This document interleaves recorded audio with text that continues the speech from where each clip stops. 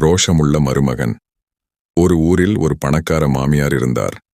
அவருக்கு 3 மகள்கள், 3 மருமகன்கள் இருந்தனர்.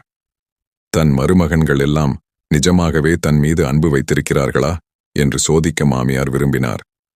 ஒரு நாள் மூத்த மருமகனை அழைத்துக் கொண்டு படகு பிரயாணம் போனாள். நடுவழியில் தண்ணீருக்குள் தற்செயலாக விழுந்தது போல விழ மருமகன் பயந்து காப்பாற்றினான். மறுநாள் அவர் வீட்டு வாசலில் ஒரு புத்தம் புது கார் நின்றது. அதன் கண்ணாடியில் இது மாமியாரின் அன்பு பரிசு என்று எழுதி ஒரு அட்டை ஒட்டப்பட்டிருந்தது. 2வது மருமகனுக்கு இந்த சோதனை நடந்தது. அவரும் ஒரு மாருதி கார் வென்றார். 3வது மருமகனையும் இதேபோல் சோதித்தார் மாமியார். அவர் கடைசி வரை மாமியாரை காப்பாற்றவே இல்லை. மாமியார் சாகும்போது மருமகனை பரிதாபமாக பார்த்தார்.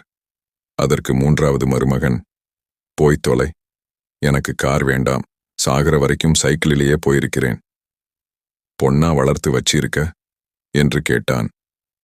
மறுநாள் 3வது மருமகன் வீட்டு வாசலில் ஒரு பளபளக்கும் வெளிநாட்டு கார் நின்று கொண்டிருந்தது. இது மாமனாரின் அன்பு பரிசு என்று எழுதி ஒரு அட்டை தொங்கிக் கொண்டிருந்தது. என்னுடைய யூடியூப் சேனலையும் இன்ஸ்டாகிராம் பக்கத்தையும் ஃபாலோ செய்து கொள்ளுங்கள். நன்றி பஷீர் அப்பா.